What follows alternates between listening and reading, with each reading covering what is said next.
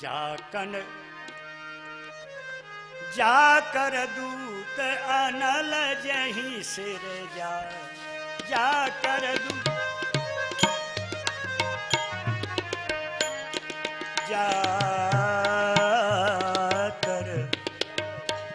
अनल जहीं सिर जा,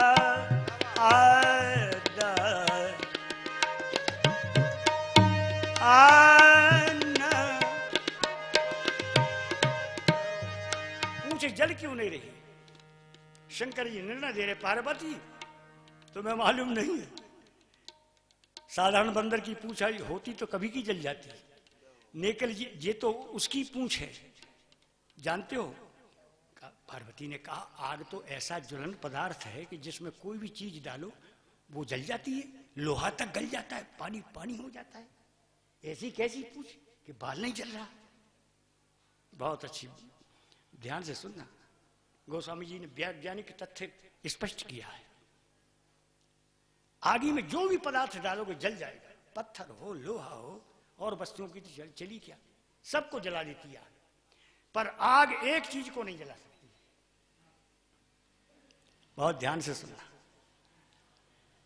आग सबको जला देती है पर आग आग को नहीं जला पाती। आग आग को नहीं जला पाती। तो पार्वती ने पूछा कि फिर पूछ क्या आग है? हनुमान जी शंकर जी ने कहा पार्वती तुम पूछ ही कह रहे हो? अरे हनुमान जी तो पूरे आग के ही बने हैं। अतुलित बलधामम हेम शैलावदेहम धनुज बन कृशानुम। उसको आग कैसे जला सकती थी? हनुमान जी तो राक्षसों को जलाने के लिए भयंकर आग ने धधकती हुई आग है, तो आग को आग जला नहीं पा रही थी। लोग पसीने पसीने हो गए। बारी बंदरा, 12 बंदरा और बारी बंदरा की पूंछ, कमाल हो गया, बाल तक नहीं जल रहा। पार्वती ने कहा जलेगा कैसे? क्यों नहीं? अच्छा पार्वती तुम बताओ। अरे बंदरा नहीं जला ठीक है, लेकिन पूंछ का बाल तो जलना चाहिए था, ऐसे धधकती हुई आग में। पार्वती ने कहा वो पूंछ जल ही नहीं सकती है।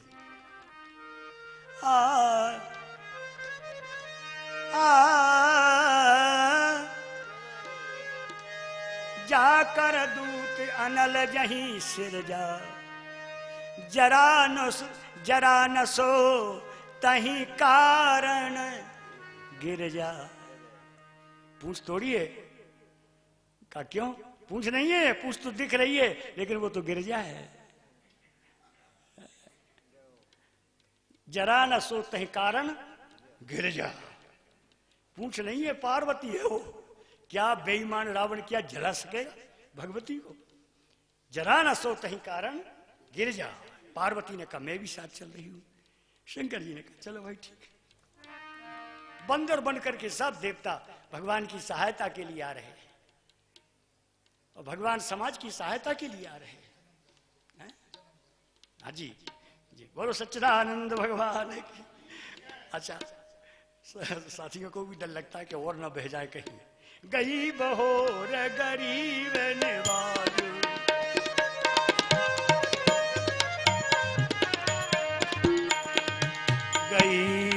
गई बहोर। इसका अनुष्ठान होता है, मैंने अनुभव किया है। खोई हुई चीज वापिस आ सकती है इस चौपाई के अनुष्ठान करने से। विधिवत अनुष्ठान। गई बहोरी गरीब, कई लड़के खो गए, अनुष्ठान कराया वापिस आ गए, धन खो गया वापिस संपत्तिवान बन गए। गई बहोरी गरीब निवाज,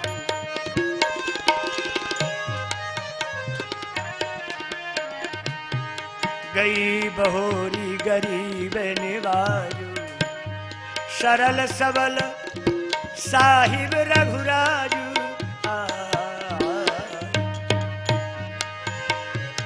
सरल सबल साहिब रघुराजू, सरल सबल साहिब रघुराजू। बोल सच्चिदानंद भगवान की। गई बहोरी गरीब निवाजू, सरल सबल साहिब रघुराजू। बंदर बन करके भगवान की सेवा के लिए सब आ रहे हैं। और देवता बंदर बनकर, तभी तो एक बड़ा बढ़िया दोहा कहा जगत गुरु जी ने, त्रेता में बंदरा भई। अरे रामदेव, बहुत जल्दी कर दी, चौपाई पर ध्यान नहीं दिया तुम लोगों ने। बोलो सच्चिदानंद भगवान की जय। अरे रामायण जरूर पढ़ा करें आप लोग, रामायण पढ़ा करें।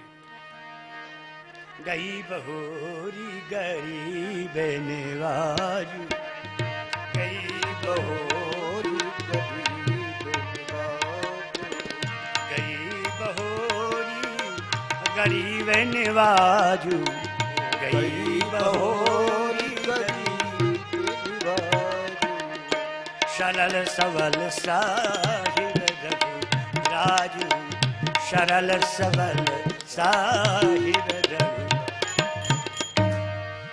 सरल सबल साहिब बनकर श्री राम धरती पर उतर रहे हैं।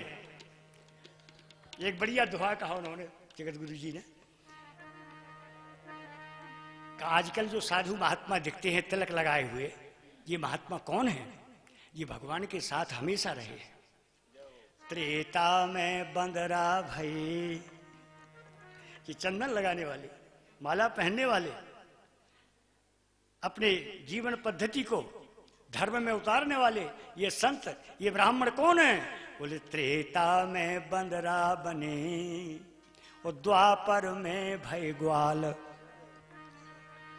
त्रेता में बंदरा बने और द्वापर में भय ग्वाल। कलयुग में बाबा भये जय श्री मदन गोपाल। ये भगवान के साथ हमेशा रहे हैं। आज भी तिलक अच्छा लगता है उनको, आज भी माला अच्छी लगती है, किसी को अच्छा लगे चाहे न लगे, पर उन्हें प्रसन्नता से लाल पीले कपड़ों में भगवान को प्रणाम करते हैं, दंडवत प्रणाम करते हैं। भगवान हम आपकी शरणागति, संसार की रक्षा करना, हे परमात्मा गई बहोरी, आओ हमारी रक्षा करो श्याम। कौन हरे गो मोरी पीरे कन्हैया बिन, कौन हरे गो मोरी पीर, कौन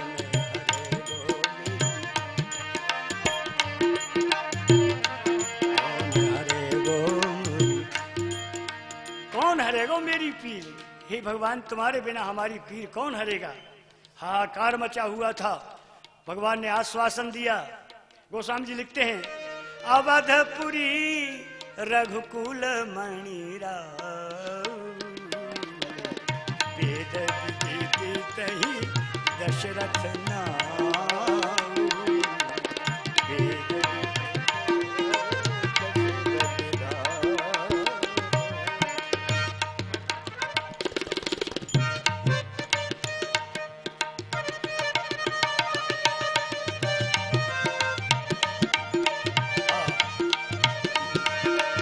अवधपुरी रघुकुल मणि राऊ, अवधपुरी मणि राऊ, अवधपुरी रघुकुल मणि राऊ, वेद विदित तहि दशरथ नाऊ, वेद विदित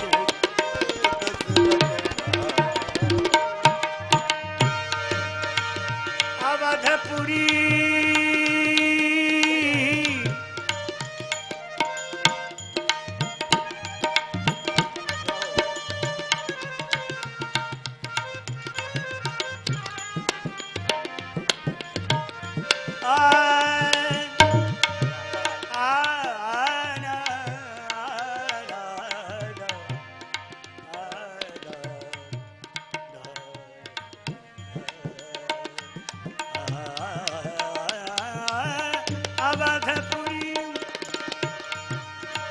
अवधपुरी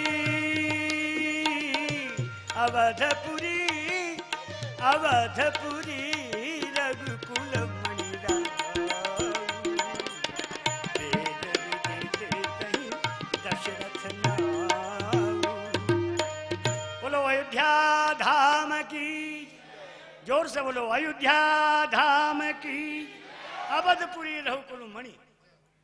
गोस्वामी जी ने दशरथ महाराज को, जिनके यहां भगवान राम आ रहे हैं, ऐसे धर्मात्मा नरेश, इस भारत के नरेश के लिए गोस्वामी जी ने मणि लिखा, अवधपुरी रघुकुल मणि। अवधपुरी में, रघुकुल में महाराज दशरथ मणि है। लोगों ने पूछा, आपने भी गजब कर दिया, कितने कितने अच्छे अच्छे महाराजा हुए रघुवंश में, और अकेले तुम महाराज दशरथ को रघुवंश में मणि कह रहे हो। अवधपुरी रघुकुल, महाराज दशरथ रघुवंश में मणि के सदृश है। तो और राजा रघुवंश में तो बड़े बड़े महाराजा धर्मात्मा नरेश हुए। शिवी ददीच शिवी, वाह, भगवान जरूर आएंगे। भगवान के रोने की आवाज सुनाई दे रही है। बोलो राम लला भगवान की। शिवी दधीच हरिश्चंद्र नरेशा, सहे धर्म हित कोट कलेश, सहे धर्म हित कोट कलेशा, सहे धर्म हित कोट कलेशा। शिवी ददीच शिवी दधीच हरिचंद्र नरेशा, आना आद शिवी दधीच हरिश्चंद्र नरेशा, सहे धर्म हित कोट कलेशा। महाराजा शिवी, महाराजा दधीची, ये सब रघुवंश में हुए धर्मात्मा नरेश। महाराज दधीची ने तो जिंदा में अपना अस्थियों का दान कर दिया था। जिंदा कौन देगा अपनी हड्डियां? जिंदा में महाराजा ने अपना शरीर दान कर दिया राष्ट्र के रक्षा के लिए। वृत्तासुर के संहार के लिए दधीची की हड्डियों का पता लगा कि दधीची की हड्डियों से शस्त्र बनाया जाए तब वृत्तासुर मरेगा। तो राजा दधीची ने कहा, हमारी हड्डियां हाजिर हैं, राष्ट्र के कल्याण के लिए अपनी हड्डियां दे दी। ऐसा रघुवंश है जिसमें भगवान पैदा हो रहे। शिवी, जिसने कबूतर की रक्षा के लिए अपना शरीर काट काट कर चढ़ा दिया। कैसे बलिदानी राजा है। ये है बलिदान, अपने शरीर को काट कर चढ़ा देना जीव की रक्षा के लिए। ये है हमारा सनातन धर्म का इतिहास। ये है बलिदान, इसको कहते बलिदान। मंगल पांडे का बलिदान, झांसी की रानी का बलिदान, जिसने राष्ट्र का मस्तक ऊंचा किया। बोलो भारत माता की। रघुवंश के महाराजा शिवी, दधीची, हरिश्चंद्र, महाराजा हरिश्चंद्र, सत्यवादी हरिश्चंद्र। धर्मात्मा नरेश ने अपने आप को बेच दिया। मुझे तो लगता है कि पता नहीं क्या हो गया था बनारस को उस वक्त। आज बनारस व्यापार की बहुत बड़ी मंडी है। बड़े बड़े व्यापारी रहते जो देश और विदेशों से व्यापार करते। हमारे भारत का, अयोध्या का एक राजा बिकने गया। ये कहां चले गए थे बड़े बड़े धनपति। ये धन को रखाए बैठे रहे, किसी ने भी राजा हरिश्चंद्र को नहीं खरीदा। मैंने तो ये बात करी थी बनारस में। आशीर्वाद मिला लो जी महापुरुषों का। कहां गए थे ये व्यापारी? एक ऐसे आदमी को खरीदना पड़ा हरिश्चंद्र के लिए, जो शमशान की रक्षा करता था, मरघट की देखभाल करता था। हरिश्चंद्र को वही काम सौंपा गया। बिक गए बेचारे, अपने बेटे और पत्नी के साथ बिक गए। ये रघुवंश के महाराजा है हरिश्चंद्र, इस धरती का अंग्रेज था। बिक गया धर्म के पीछे। और वो चांडाल था, वो मांसाहारी था, शराब पीता था। हरिश्चंद्र आज्ञा में चलते थे, मरघट से लौटते थे, वो कहे शराब पियो, शराब पियो, मांस खाओ। तो मेरे नौकर, मैंने तुमको खरीदा है, मैं कह रहा हूं कि मांस खाओ। हरिश्चंद्र हाथ जोड़ के खड़े, हूं मालिक हैं आप हमारे, ऐसी आज्ञा मत दो। वो तो चांडाल था, बड़ा निर्दयी था, उसने कोड़ा उठाया, हरिश्चंद्र को रात भर मारा उसने। शराब पियो, ध्यान से सुनना, यह है भारत के सपूत, भारत के धर्मात्मा नरेश। बोलो सच्चिदानंद भगवान की जय। हरिश्चंद्र रात भर पिटे, लेकिन शराब नहीं पी, मांस नहीं खाया। उसने डांट कर सवेरे कहा, मैंने तुमको पैसा देकर खरीदा है, तुम मेरे नौकर हो। हरिश्चंद्र ने हाथ जोड़ करके कहा, मैं भारत का रहने वाला, इस गंगा यमुना के देश का रहने वाला हूं, मुझे क्षमा करो, आप आपकी सेवा करने को तैयार हूं, लेकिन मांस नहीं खा सकता हूं और शराब नहीं पी सकता हूं, चाहे मेरे प्राण निकल जाएं। उसने कहा, मैंने तुमको खरीदा है, पैसा दिए हैं। हरिश्चंद्र ने कहा, मालिक आपने पैसा देकर खरीदा है तो मेरे शरीर को खरीदा है, ये शरीर तुम्हारी सेवा करेगा, लेकिन मेरे धर्म को नहीं खरीदा तुमने, मेरे धर्म को नहीं खरीदा। तुमने शरीर खरीदा तो मैं सेवा कर रहा हूं, पिटता रहूंगा, मर जाऊंगा, लेकिन शराब नहीं पीऊंगा, मांस नहीं खाऊंगा। सुन रहे हो, शराबी हो। हरिश्चंद्र भारत के इस राजा ने शराब नहीं पी, जिस वंश में भगवान राम का अवतार हुआ। मैं शराब नहीं पी सकता हूं, मैं भारत का रहने वाला, इस गंगा यमुना का देश का आदमी। ये संदेश दे रहा है समाज, ये कथा समाज को संदेश दे रही है। ये कभी भला नहीं होने देगी, न तुम्हारा न पड़ोसी का, न समाज का भला होने देगी शराब। यहाँ कोई नहीं शराब पीता, मैं तो अपनी उधर की कह रहा हूँ, गोपाल तरफ की, ऐसे नाराज मत होना। हाँ भाई। शिवी ददी हरिश्चंद्र नरेशा। बस मैं अपनी बात को बहुत जल्दी समेट कर कहना चाह रहा हूं। देखिए आप, इनका बलिदान, ये सब हरिश्चंद्र और महाराजा शिवी दधीची, धर्मात्मा भागीरथ जो धरती पर गंगा लाए। पर गोस्वामी जी ने जोर देकर लिखा कि अवधपुरी रघुकुल मणि महाराज दशरथ तो रघुवंश के मणि हैं, ये राजा थे, वो सब आदरणीय है, प्रणम्य है, लेकिन महाराज दशरथ तो उन सब रघुवंशियों में मणि हैं। लोगों ने पूछा, गोस्वामी जी ने तुमने रघुवंशी महाराज दशरथ को रघुवंश का मणि कह दिया तुम्हारी लेखनी ने, तुमने भी कमाल कर दिया, इतने इतने बड़े पुरखा हुए, उनको मणि नहीं कहा तुमने। गोस्वामी जी ने कहा, मेरी भावना ये है कि दशरथ कैसा, हुए तो सब हैं, पर दशरथ कैसा तो दशरथ ही है। क्यों? कहा, मैं ये मानता हूं कि रघुवंशी के सभी राजा बड़े वंदनीय हैं, एक से बढ़कर एक हुए, लेकिन एक गौर से सुनने की बात है, नोट करना, महाराजा दधीची ने राष्ट्र के लिए हड्डियां दान दे दी, धर्म को प्रकट किया, राष्ट्रभक्ति को प्रकट किया। शिवी ने कबूतर की रक्षा के लिए अपने शरीर को काट काट कर मांस चढ़ा दिया, उसके बदले में दया को प्रकट किया। महाराजा दधीची ने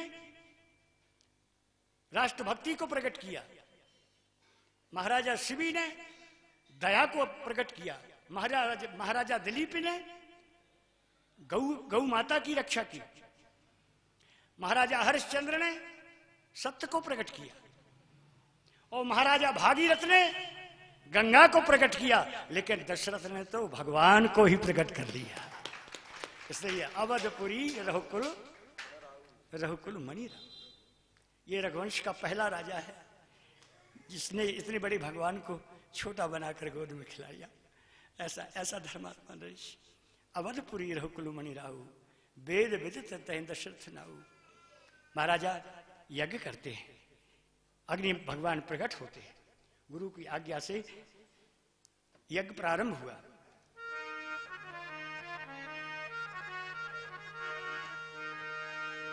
नगरी सुगंधि से महक गई, स्वाहा स्वाहा चहु दिस छाया, नगरी सुगंधि।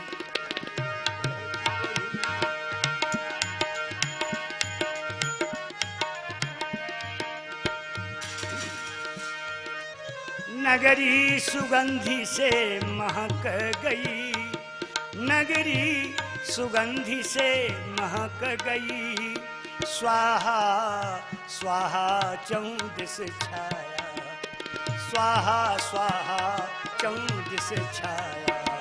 बोलो यज्ञ भगवान की, यज्ञ भगवान की। नगरी सुगंधि से महक गई, स्वाहा स्वाहा चौदिस छाया। आखिर जब यज्ञ समाप्त हुआ और पूर्ण आहुति का दिन आया, आखिर जब यज्ञ समाप्त हुआ, आखिर जब यज्ञ समाप्त हुआ, पूर्ण आहुति का दिन आया, पूर्ण आहुति का दिन आया। अग्नि भगवान प्रकट हो गए, हब प्रसाद लेकर के महाराज दशरथ को दिया। ये भगवान का प्रस्थान स्वरूप था, आने का संदेश था। अग्नि भगवान ने हब प्रसाद दिया, खीर का प्रसाद दिया। दशरथ से कहा जाओ इसको रानियों को बांट देना। महाराज दशरथ महलों में आते हैं।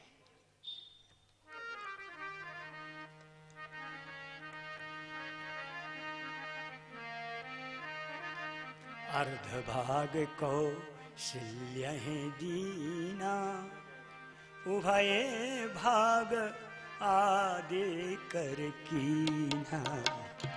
अर्धभाग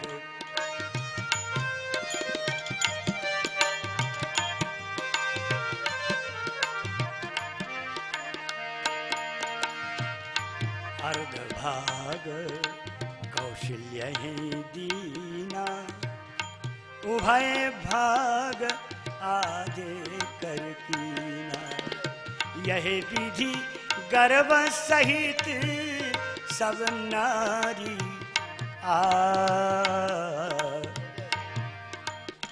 अब प्रसाद बांटा गया। भगवान जा दिन ते हरि गर्भ वहीं आए, जा दिन ते हरि गर्भ वहीं आए। सकल लोक सुख संपत्ति छाए, सकल लोक मंदिर में सब राज हैं रानी।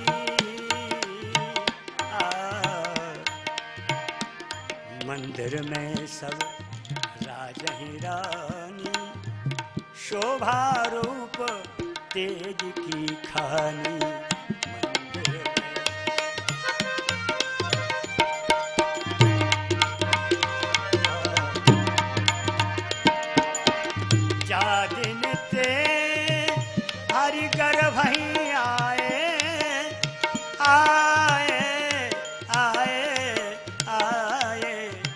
सकल लोक सुख संपत्ति छाए, सकल लोक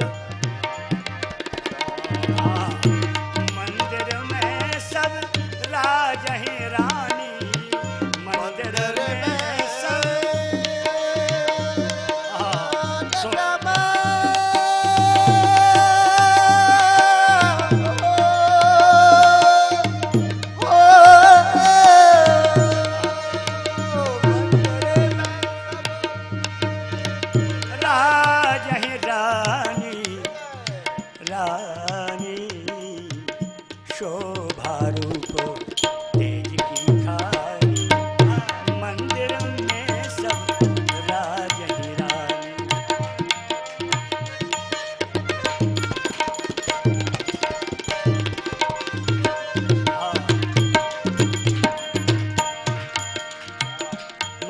सब राज है रानी। जब से हब प्रसाद ग्रहण किया, महारानियों में अपूर्व तेज दिख रहा था। मंदिर में सब राज है रानी, जादन ते हरि गर्भ हैं आए। बहुत बारीकी से सुनना, हरि गर्भ हैं आए। भगवान किसी के गर्भ में नहीं आते, लेकिन गर्भ दिख रहा था। हरि पवन को भी कहते हैं। पवन ने गर्भ का प्रतीत कराया, संतों का मत है। अगर गर्भ दिखता नहीं और एकदम से रामलला प्रकट हो जाते हो, कहती कौशल्या कहती मेरा बेटा है। वे कह रहे गर्भ दिखा नहीं, माता 9 महीने बोझ ढोकती है तब बेटा का दर्शन होता है, और माताओं के गर्भ नहीं तब बच्चा ये कैसे कहने लगी कि ये बेटा मेरा है। तो पवन ने गर्भ का प्रतीत कराया तो अयोध्या में खबर फैल गई कि भाई अब महारानियां गर्भ से हैं, सब मनौती मनाती हैं। हे भगवान, अगर हमने कोई तपस्या की हो, हमने कोई जीवन में अच्छा काम किया हो, कोई भजन पूजन किया हो, तो वो महारानियों को लगे, जिससे इस राज्य का उत्तराधिकारी राजकुमार प्राप्त हो। आया वो दिन, नौमी तिथि मधुमास पुनीता, शुक्ल पक्ष अभिजित हरि प्रीता।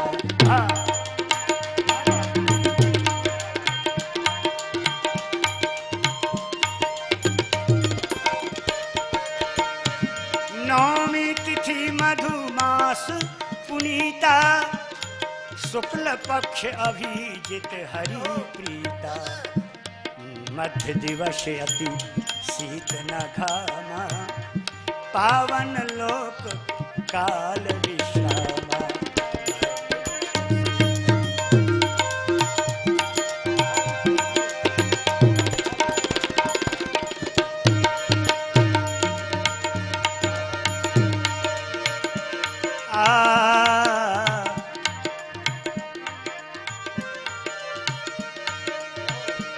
मध्य दिवस अति शीत न घामा, नौमी तिथि मधुमास पुनीता, शुक्ल पक्ष।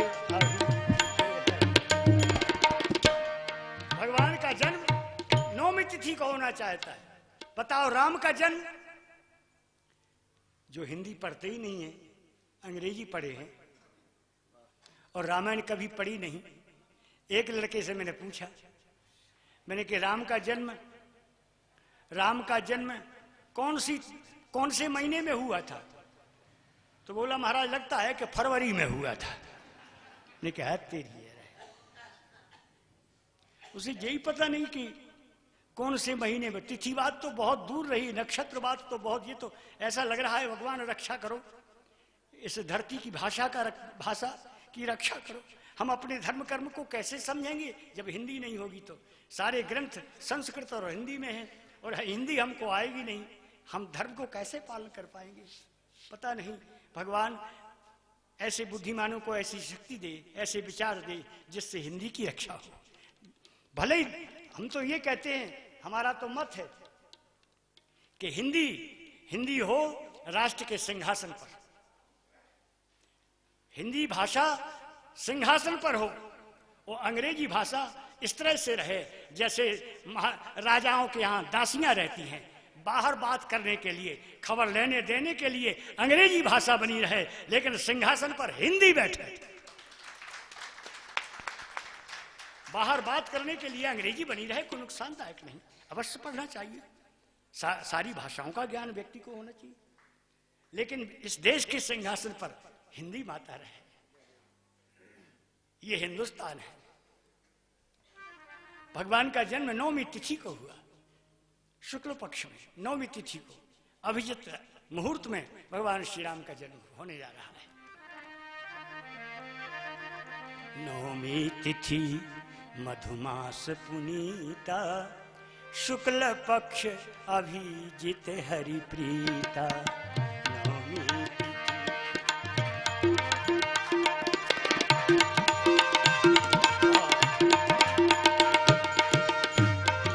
दिवसयति शीत न घामा, मध्य दिवसयति पावन लोक काल विश्रामा, पावन लोक काल विश्रामा।